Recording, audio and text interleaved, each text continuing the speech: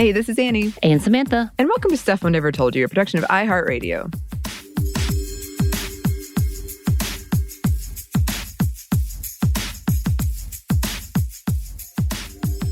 So for Disability Pride Month, we wanted to do a book about someone with a disability. And we also wanted to do something a bit lighter than we normally cover because the news has been so heavy lately. Mm-hmm. So we're covering Jen Wilde's 2017 book, Queens of Geek, which is a super heartwarming coming-of-age young adult love story set at a nerd convention. I don't know exactly how to describe it. Nerd convention is what I came up with. It's essentially Comic-Con, but like I was going to say, is it not Comic-Con? Like, they even talk about Felicia Day, okay. And I have seen her at Dragon Con. Well, because I've been to Comic-Con. This seems like maybe I'm wrong. This seems like a Comic-Con on steroids. It seems like Comic-Con is that what it is? Meets South by Southwest. Oh. That's what it felt like to me. I thought Comic-Con was Dragon Con on steroids, and Dragon Con is... No. A lot. Okay, here's my opinion. And I'm going to already caveat this. You're going to get a lot of personal stories from me throughout this one because it was like speaking to me and I have a lot of... This was Anney encompassed as a young adult novel. Yes. Yeah, so in my opinion, and I know not everyone will necessarily agree, Dragon Con is more about like fans and cosplay. Comic-Con is much more... commercial. So it's got like usually has bigger names, like bigger announcements. Companies do big announcements. Like there's a zombie maze in this one. There was something like that when I went, but the wait is like 4 hours. Like everything to do is like 4 to 5 hour wait. It's just... They do talk about that in the book. They do indeed. And they got their special passes, so they got to go up to the front. For a couple of things. Yes. And you get it right. Okay. Oh, yeah. I've got to get it right. Yeah, I mean, I guess it's closest to Comic-Con, but maybe it's just because my experience at Comic-Con, I didn't get to do most of this stuff. Maybe that's why I was kind of like... So your experience would have been if you had a love interest. You could have been Taylor. Mm-hmm. Because Taylor just pretty much waited the entire time and then had an experience with a contest, which would be your experience. I feel like. Yeah. Maybe I'm wrong. So, and they just stood in line or flirted with their best friend. Oh, yes. Yeah. I definitely, as I said, there were so many things where I was like, oh, yeah. But also, this is it's a nice read because it's like, it's very, very sweet. And that's very lovely. Like, things turn out well. But there are, you know, obviously certain things where I was like, no, it doesn't work like that. I was so traumatized that I did not expect this to have a happy ending. Yeah, me either. It was nice. It has a happy ending, everybody. Yeah, and it's a very quick and easy read. And it features characters with disabilities, people who are queer, women of color, and diverse body types. And originally, the author, Jen Wilde, started posting fan fiction on Wattpad in 2012. And you can still find this story, I think. And here's a quote from the author: "To all the Wattpadders out there, thank you. When I posted my first story to Wattpad in 2012, I had no idea it would lead to this. But it's safe to say I wouldn't be here without you. Your excitement over the imaginary worlds I write about gave me the courage to pursue writing as a career. I wish I could hug each and every one of you." And I sent this to Samantha beforehand in the best way possible because I've read amazing fan fiction. When I was reading this, I was like, I wonder if this is a fan fiction. And I was like, oh yeah. Well, obviously, like she would definitely know what that is. And then her love for a famous character, fictional famous character in here, I feel like she knows this love. She knows this love. So Wilde is bisexual, autistic, and has anxiety, as well as a nerd. And a lot of that informed her writing, and especially the character of Taylor. It's obvious. I'm guessing as she's gotten more famous, she understands the character of Charlie a little more, especially how she feels like connected to the fans, which you don't always hear. So that's interesting to me. So in a Q&A about writing this book, Wilde says, quote, "I was angry with the constant sexism, racism, ableism, homophobia, and general bigotry I'd witnessed both in my life and online." As an autistic bisexual girl with anxiety, I was angry that people like me were either represented in media as burdens or the butt of a joke, and that's if we're represented at all. I was angry that society wants to put me in a box or stereotype me and my friends. And I'm still angry about all that. Just like Taylor, I have trouble verbally expressing my emotions, so I deal with it the best way I know how, writing. And yeah, it's that very she put that feeling on the book for these characters for sure. Yes, indeed. And I really, really enjoyed it. And it reignited my desire to read Fangirl and the resulting fan fiction novel she wrote about the fan fiction in Fangirl, which we talked about in our fan fiction episode. Oh, okay. Yeah. Okay. Mm-hmm. So that might be a summer read for me. But okay, let's talk about the plot.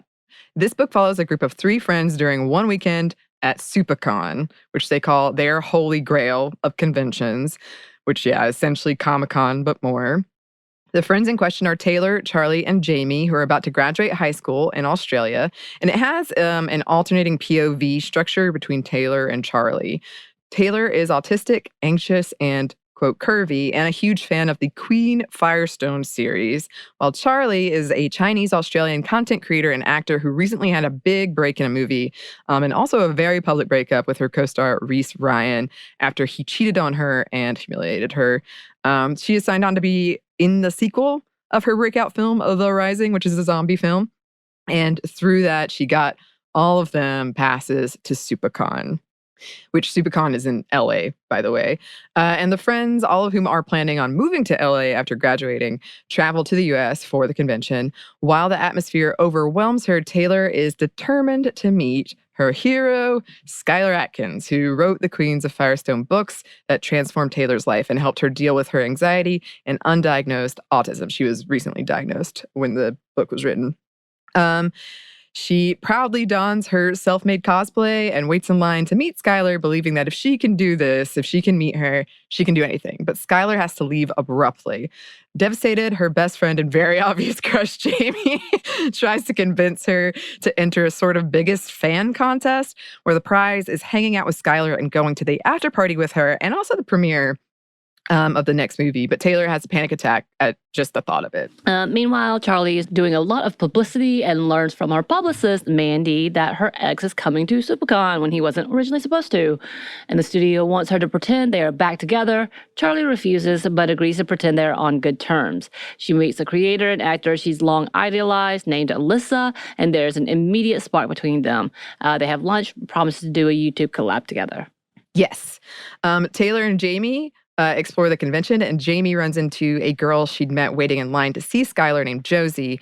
And Josie shows her the comic that she made about an autistic superhero, and they have a very vulnerable moment together. And Josie really inspires Taylor. And Taylor, by the way, is posting about her experience on Tumblr this whole time. Taylor joins a group of Queen Firestone cosplayers and meets Brianna, who convinces her to participate in the ultimate fan competition. Charlie and Alyssa do their collab together and end up kissing at the end. Charlie says she's going to edit that bit out, and Alyssa asks Charlie out to dinner. Charlie agrees, but because she's scarred by the very public nature of her relationship and breakup with Reese, the fans ship them as Chase, and pretty much everyone keeps asking Charlie if they're going to get back together. Charlie wants to have their date privately. Alyssa is hurt by this, not wanting to be a secret, but ultimately agrees after Charlie explains.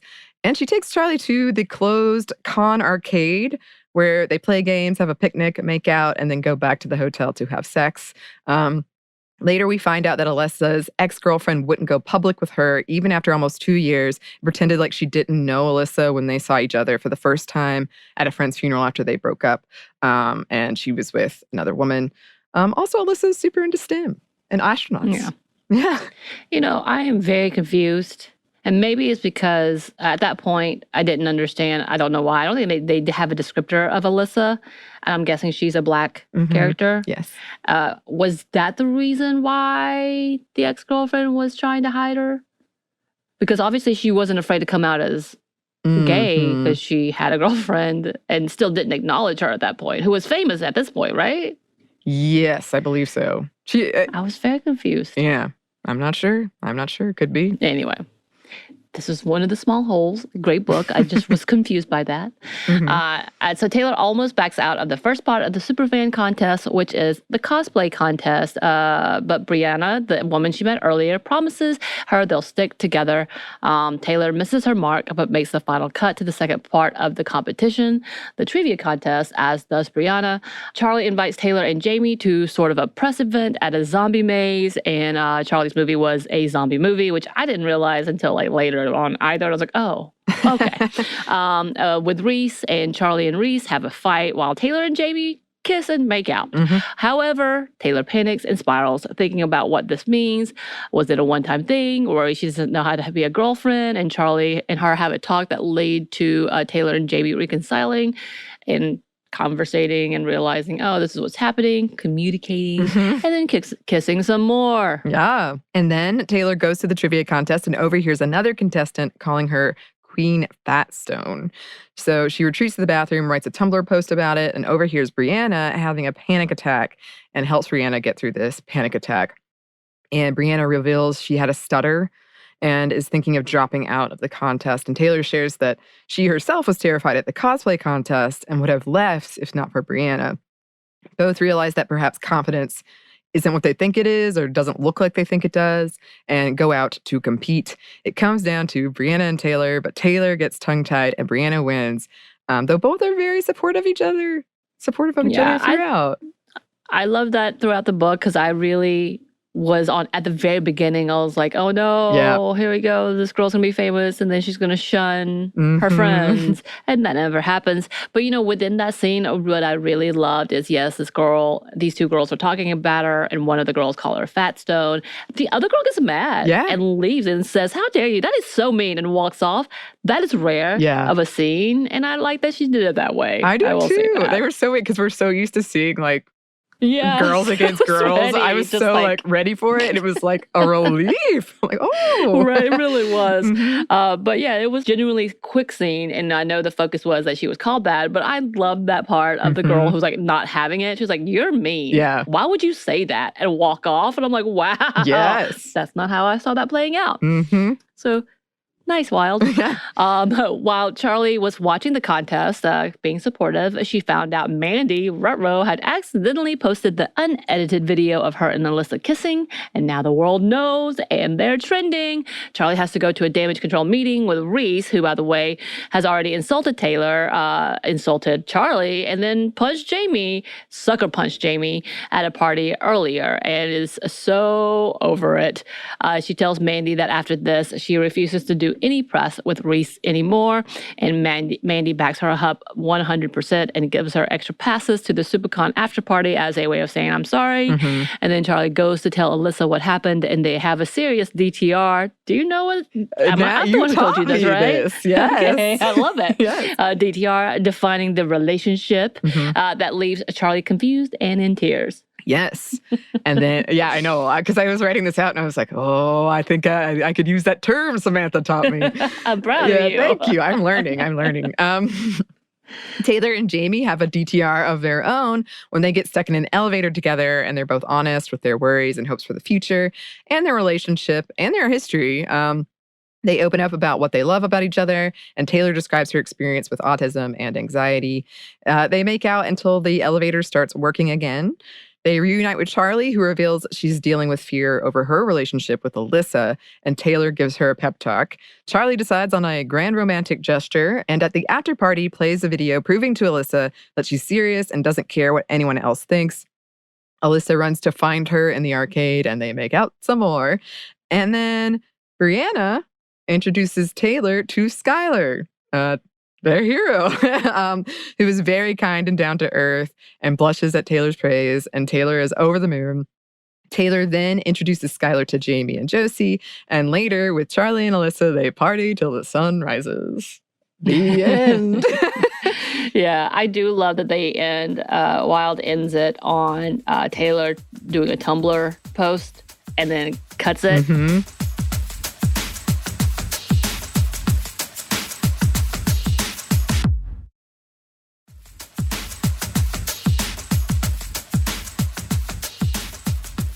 This was a whole, and I don't know we're going to talk about it, but it was an overall sweet take at something that, and I have had these moments, and I don't know about you. I do know about you, that like there are events that stick in your memory as being some of the best moments of your life, and wishing that you could just hold on to it and grasp it forever.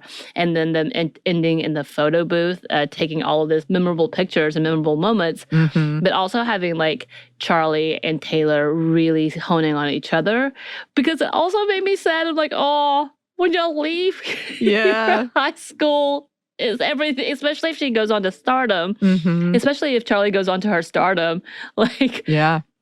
It's gonna change. It is gonna change. Yeah, and that was a big theme throughout the book. And we are gonna talk about that. But there were so many relatable things throughout this.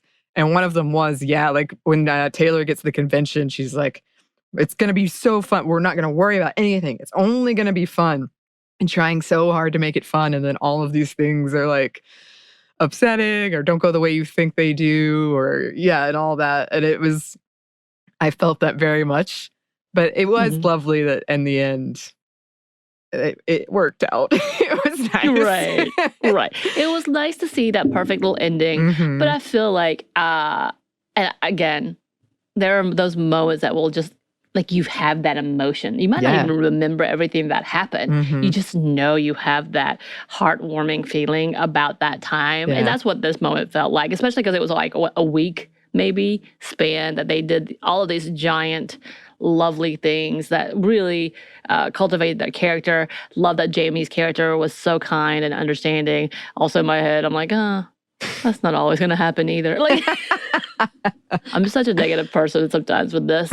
But I think it was really sweet. And it was nice. Like, oh, this is a good YA read. Like, there's definitely a lot of like YA novels are dystopian and sad and traumatic that I'm like, this is good. This is good. Yeah, it was good. Because like I said, I had the same thing where I kept waiting for the like shoe to fall, the bad thing to happen. Yeah. And there was plenty of like drama and things went wrong, but nothing ever went seriously wrong. And the friends like stuck together and were supportive of each other. And it was very, very nice. It was nice. Yeah.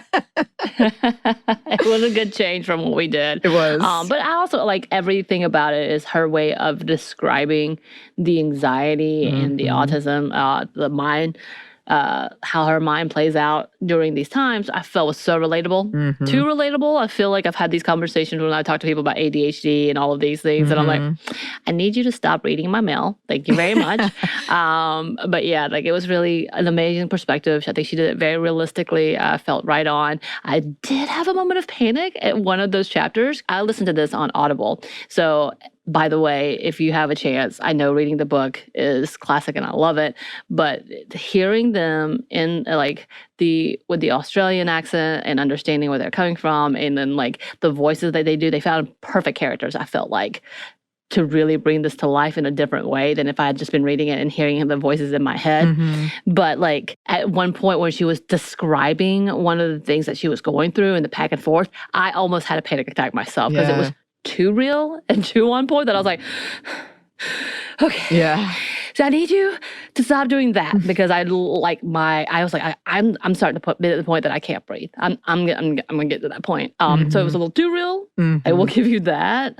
But that made it even better because when she calmed down, I calmed down with her. Like I was like, but oh, that was a minute. That almost triggered me into having a little bit of an anxiety moment too. But like it was that on point in what she was saying and how she was describing it, as well as like just being able to play it out, but also normalizing the relationships and normalizing this having conversations with each other and trying to work through things instead of just in your head. Also, she does a great job in normalizing the cute romances that are happening without it feeling like it's, kitschy. Yeah. There's definitely, as I said, there are the Tumblr posts throughout. So there's a couple of different writing styles throughout. But when she does sort of her panic or anxiety moments, they're written sort of differently, and they do take you out, and they make you feel it. Like Yeah, I had moments too where I was like, wow, this sounds like something I've experienced. Yeah. Yes. Yes. So we did want to read a quote from the book about that. Most people think of anxiety as panic attacks. That's not entirely accurate. I haven't had a panic attack in years. I started to recognize the signs and learned what I needed to do to stop it from spiraling. I learned how to internalize it to avoid public embarrassment. Anxiety is an attack that explodes out of me. It's not a volcano that lies dormant until it's triggered by an earth-shattering event. It's a constant companion, like a blowfly that gets into the house in the middle of summer, flying around and around. You hear it buzzing, but you can't see it, can't capture it, can't let it out. My anxiety is invisible to others, but often it's the focal point of my mind. Everything that happens on a day-to-day basis is filtered through a lens colored by anxiety. That nervousness that makes your palms sweat and your heart race before you get up and make a speech in front of an audience, that's what I feel in normal conversation at a dinner table, or just thinking about having a conversation at a dinner table. And yeah, going on, she says, everything feels like I'm on stage, spotlight on me, all eyes on me, watching, judging. Like I'm 1 second away from total disaster. It's invisible, it's irrational, it's never ending. I could be standing there smiling and chatting like everything is totally fine while secretly wanting to scream and cry and run away. No one would ever know. And in my mind, no one can hear me scream. I hide it because I know it's not understood or acceptable because I'm not understood or acceptable. So here I am hiding it, standing in a toilet stall, trying to remember how to breathe. Yes.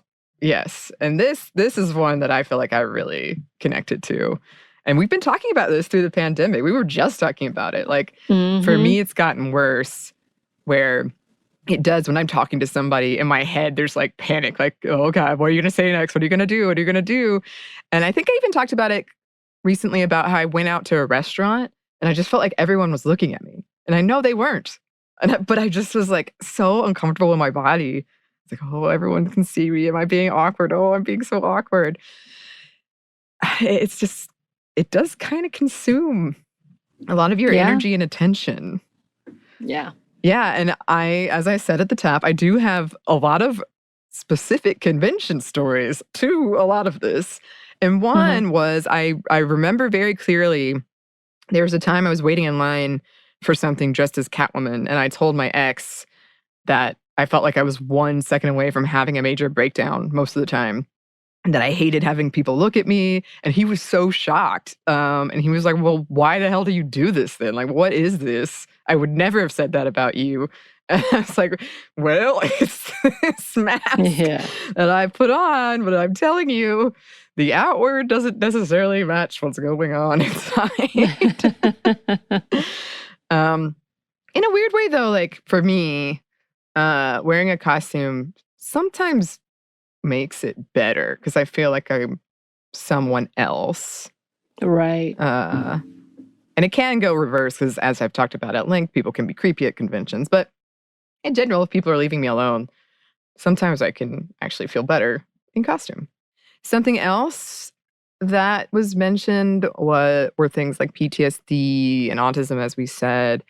And there's like a pretty great scene where Josie meets Taylor and they have that talk. And Josie says, medication and therapy are great. I tried natural therapies too, yoga, acupuncture, medication, aromatherapy, and a lot of it helped me relax. But it wasn't until I joined a few fandoms online and started taking illustration seriously that my anxiety really started to become easier to manage. It sounds so cliched, but once I started doing more things that made me happy, it made everything else a little easier to deal with. I hold my palms up. Wait, are you saying that geeking out helps you cope? She nods, like nothing else. And this is something we've talked about too. This is true for me. Like using fan fiction and media I love to get through trauma. And we've talked about that, how for some people that is really beneficial. And for some people, like finding your online community of other fans has been really, really helpful. And fan fiction is a place where you can do that. There are other places too, but yeah, just like art or writing or whatever it is, kind of helping you work through things. And that's something in my therapy. My therapist is always like, well, clearly writing is your thing. So like just as much as you can write, do it. As I've said, my fan fiction, my quarantine baby. I mean, it's like 500, 600 pages now. That's just therapy for me. And then I started playing D&D, as I said, to deal with PTSD. So yeah, that just really hit home to me. I know that's not for everyone and it doesn't work for everyone, but it is something that for me, I was like, yes. Keeping busy. I know a lot of people like that. And then there's also the queer representation in this book, and perhaps specifically bisexual representation, which we talked about. You don't see a lot of that. But the character, Charlie, identifies as bisexual. And you do see a lot of what I'm assuming, because Wilde, the author, also identifies as bisexual. You see a lot of the like really comments about bisexuality people often get when they say they're bisexual. For example, when Reese says he doesn't believe it's real, when Charlie tells him she's bisexual, and then he asks her, have you ever been with a girl? And Charlie has that kind of insecurity of she's never been with a girl. And this is a quote from Charlie about her sexuality. The moment I first realized I'm into more than one gender was a quiet one. It was sudden and almost anticlimactic, so it's not a particularly exciting story. I was 14, and by that time I'd had more than one crush on a girl, mostly movie stars. But I never interpreted my feelings as a crush. I just thought I admired them a whole lot. It didn't occur to me that those feelings were similar to the way I feel about guys I liked. I saw a post on Tumblr with the title, "You won't believe these actresses are bisexual," or something stupid like that. I didn't really know what it meant at the time, so I Googled it. It didn't take long to recognize myself in many of the articles I found. And that was it. But I've never actually been with a girl before. I've never even flirted with a girl before. This is all so new, and I'm not sure if I'm reading too much into this. Are we having lunch as friends, or could this be something more? Yeah. And I related to that too, because that's essentially what happened to me. I didn't know bisexuality was a thing. And then I learned what it was, and I was like, oh yeah, I did have a crush on both Scully and Mulder. Yeah. So out of curiosity, kind of out of left field, but does Tumblr still exist? Oh, okay. Yes. Yes. It is really, really big in the fan fiction world. Oh, okay. But in fan fiction, a lot of times, the author will put at the bottom, like, here's my Tumblr. And that's where you can find, like, artwork that they've done, or gifts that they've made, or challenges that they do, where they're like, what was one recently? It was a Darth Vader Luke exchange. But anyway, then everybody's writing that's the day I texted you and I was like, so much fan fiction is updating. What's happening? It's because somebody posted on Tumblr a challenge and everyone was like, okay. So yeah, I kind of forgot, because one of the things I kept thinking was this was based 2017, 2018, 5 years ago. And like, I don't even think they mentioned TikTok, do they? I don't know. I don't think so. No. I'm like, wow, like it's already kind of changed. Yeah. The like mediums have changed since then. And I'm like, I wonder what it's going to look like, this book's going to look like in even 10 years.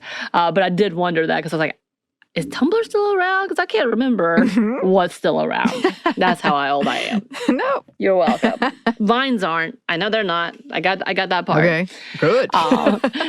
Thank you. I now know. Again, we talked about this earlier. I was excited to see the true friendships that happened, and then women supporting women, and no one taking anybody down except for that one nasty girl, which, I'm like, she definitely had to put that in. But outside of that, really, even, again, that one girl who talked to the other girl, and the other girl was defending Taylor. It was like, what?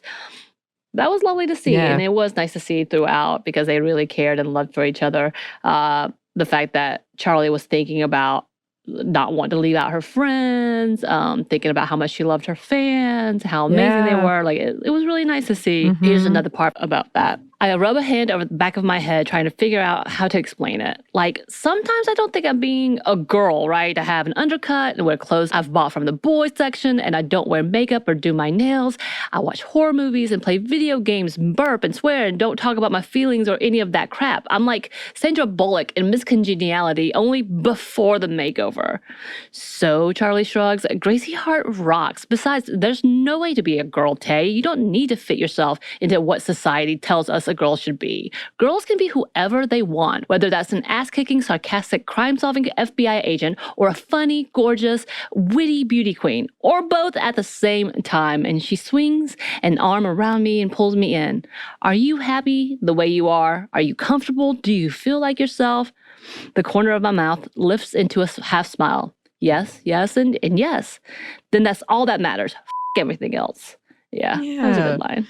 Yeah, and I really liked that too, because Taylor and Charlie are kind of opposites in a lot of ways, in how they look and what they like. But they're just like still so close, and they know each other so well, so they know how to like pump each other up. Uplift each other. Yeah, they know how to uplift each other. And I like there's a scene where Charlie is talking about like her sex life, and Taylor's like, oh, I've never done it. And it's like very sex positive both ways. Like, neither one of them shames each other or is ashamed of it, which I thought was really refreshing too. Yeah. And then again, like we've talked about this a lot, but it was really nice that they met so many supportive people at this convention. You had Josie helping Taylor, Brianna helping Taylor, then Taylor helping Brianna, and then Brianna helping Taylor again. Like, it's just, yeah. And then Mandy, like, even though she made that mistake, she wasn't demonized at all. And then Charlie being so supportive of Taylor and Taylor being so supportive of Charlie. Almost all the women are incredibly beautifully supportive of each other. And are there for each other and are being truly happy for each other. Because I thought there was going to be because Charlie kept getting pulled away. Right. So I thought there was going to be some like resentment, and there never was. It was all like, no, go get it. You go to do what you have to do. We'll be here and we'll hang out after or whatever. That was nice. Yeah. Yeah. And I know this is, quite a nice portrait. But I do have people who have met people at conventions and they're like some of their best friends. And they were very supportive of each other. And I do have like a set of convention friends. And it's nice. Like You do? Yeah, every time. I'm like, oh, I got to go meet up with this person and this person and this person. To be fair, you have a little drama every now and again. Oh, yes. I do. But still overall, pretty good. Yeah, it's still fun. You have the best time. I do. But I'm just saying. I do, yeah. I love the story. I mean, I've got my like core group of friends that are like all year round friends, and they kind of interpret things for me. They're like, this guy, no. He's just trying to get a date with you or something. So no, not that one. So that's I got my backup crew. They're there. You do. And I'm there for them. And we always have a good time. Yeah.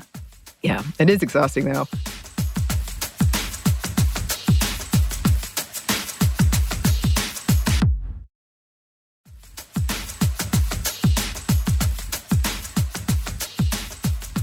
That was one of my favorite parts of the book, is there's so much nerdom and so much fandom. There's so many references. There's cosplay, there's fan fiction, there's Star Wars, The Last of Us, Supernatural. And it is really accurate depiction, I think, of cosplay. Like when they would be like, you see this character next to this character and this character next to this character. That's one of my favorite things. So you could tell that Wilde was very familiar with the convention scene. There was some elements of toxic fandom. It wasn't too much, but there was. And then, the whole meeting your heroes thing, I was so on edge about that. When she finally met Skylar Atkins, I was like, oh, what if she's terrible? And, might not be the most realistic thing, but she was lovely. And that was nice. The beginning, when the ill-advised plan where Jamie's like, let's just chase her down the hall. I accidentally had a moment like that once with Summer Glau, who I wasn't trying to meet or anything, but there's a walk of fame at Dragon Con where you can get people's autographs. And I just walked in, I didn't realize it was closed. And she was in there with like security guards, and I almost got in some serious trouble, but I was just like, oh, no, I didn't know. Back up. I swear I'm not a creep. There's a lot of stuff about the power of entertainment and the impact it can have on people's lives. Taylor is saying like, this transformed my life. This helped me get through anxiety. I did really love when Charlie's signing the autographs and she sees all the people in line and is like, wants to be there and sign things for them and meet them, like really loving the fans. I love that. in Charlie's story, there is a lot of stuff about the double standard for women in entertainment. Like in interviews, she's constantly getting asked about how she stays in shape, about her ex. Running in skinny jeans was something she had to do. Running in heels was something she had to do for the movie. She was told by the director to run sexier. And meanwhile, Reese is getting like serious questions about how he acts. And then Reese himself accuses Taylor. Essentially, he says, like, you'll have to sleep your way to the top and be less of a bitch, both. So there was that. Then there was the fat phobia element, Taylor feeling uncomfortable in her own body, the Queen Fatstone comments. So after she heard that, she posted this on Tumblr in the book. Maybe you or someone out there will see this and think twice before you make an offhand comment about a body that belongs to someone else. Fat, chubby, curvy, overweight, plus size, whatever you want to call it. Those words don't have to be insults. I'm not offended by the word fat, even though you said it like it was the worst thing ever. I don't care what some random person thinks about my body. I like my body, but it's not the most interesting part of me. If you judge me based on the way I'm shaped, then you miss out on how awesome I am. And I am awesome. I love wearing my Queen Firestone cosplay. I feel strong in it. I feel powerful. I feel beautiful. Your fleeting superficial judgment won't change that. I love that. I love that. It can be hard. It can be hard to hold on to those feelings when you hear something like that. And a convention is a space where you, especially if you're a woman, you're going to feel like a lot of judgment. And it kind of comes from both ways, because it comes from people who are there who are awesome cosplay. But like my aunt used to just really make fun of me for cosplaying. So it can be hard to kind of be positive about yourself and your experience and how you feel in your cosplay and how you feel in your body, but I loved that. I thought it was great. Yeah, it was. And to go back to the double standard part, Charlie says in the book, this is the third interviewer in a row who's asked Reese an in-depth question about his job as an actor and then asked me about my workout and diet regimen. I want to tell this guy to ask me something else, but I don't want to look like a bitch or get in trouble with the studio, so I grin and bear it yet again. Yeah, there's that like looking like a bitch worry. And they were also kind of holding over her that they would cut her out of the sequel. If she didn't comply. Yeah. So that was throughout. And I liked at the end where Mandy was like, no, I'm going to put a stop to this. They can't do this without you. Yeah. You're the star. Because that was another thing, was Reese was the star of the first one, and she was kind of like always behind him. And in the sequel, she's supposed to be the star. So her kind of coming into her power and realizing like, no, I am the star and you can't just cut me out. Right. So that was good to see. And then as you mentioned, Samantha, this is a lot of ways a coming of age story. And I think it captured it really well, that like kind of, we're all about to go to university. We don't know if we're all going to go to the same university, what we're going to end up doing, where we're going to end up being. And that being a very scary and emotional time. Like I really connected with that. And here's a quote. In movies, college changes everything. Couples break up, people change, friends stop hanging out, friends stop hanging out. That's what really scares me. And I felt that too. And it's one of those things where it's natural and it makes sense, but it's still scary. And I'm somebody who like, I want to hold on. If I like you, I do not want to let you go, but I know it will happen and I'll try to fight it as long as I can. But it's just, some things feels inevitable. Like it's gonna change. Yeah. It's definitely one of those big moments of knowing life has changed and life is changing. It'll never be back this way again. I have some fond memories. I honestly don't have any childhood friends but one or two, any of my high school friends, because small towns, conservative towns, and then you come out and you do your different thing. But yeah, it's a landmark time for an individual for sure, especially if you've been in this route of loving high school, finding your group, and then growing up. And what does that mean? Right. Yeah. And like you said, kind of having this big bookend event and feeling at this convention, and all these conversations about what the future is going to look like. And sort of embracing that. Yeah, I felt like, that captured that feeling very, very well. Things are changing. And then there was also, yes, a lot of romance throughout. And I was like, woo, quick. Lots of spiciness. Lots. Yeah, I was like, wow, we're just jumping in. Because I immediately was like, oh, Taylor has a crush on Jamie. Jamie has a crush on Taylor. Okay. Like first chapter, I was like, okay, got it. And then, immediate flirting. And then Charlie, I think 2 chapters in, I was like, you're going for Alyssa. Okay, got it. Yeah. It moves quick. Like the whole book moves very, very quickly. It's a build up to it. Mm-hmm. And then there was, yes, the whole element of Charlie being asked to be in a showmance with Reese, which she did turn down. But everyone was asking. Right. If they're going to get back together, if Chase is going to get back together. He was pushing for them to get back together for the fame, pretty much, for the ship. But that was interesting because we just talked about this when we did our kind of Hollywood and women episode. And this was sort of an example of how it can be a negative experience for somebody when your relationship is so public and you've got fans shipping your relationship and how tricky that would be. And they're 18 in this book, so that's pretty young to have to deal with that. Yeah, I'm not gonna lie. As a 40-something-year-old, I was like, this feels like I'm not supposed to read this part because they're so young. Yeah. Interestingly, I did read a lot of reviews that said like Reese was really one-dimensional that I thought were interesting. They were like, oh, he has no reason for being a douche, but I feel like that was the point, was he was like, that guy exists. I promise you that guy exists. Right. And I feel like there's plenty of times where women are like that and no one questions it. It was like people were coming to Reese's defense and I was like, why? Why? Because he had one moment of being like, I miss you. But then he was immediately a jerk after that. Right. Immediately. No, but before that, immediately before that, literally sucker punched somebody after calling her a slut, but saying like, I miss you. What? Yeah. I just thought that was interesting. Yes.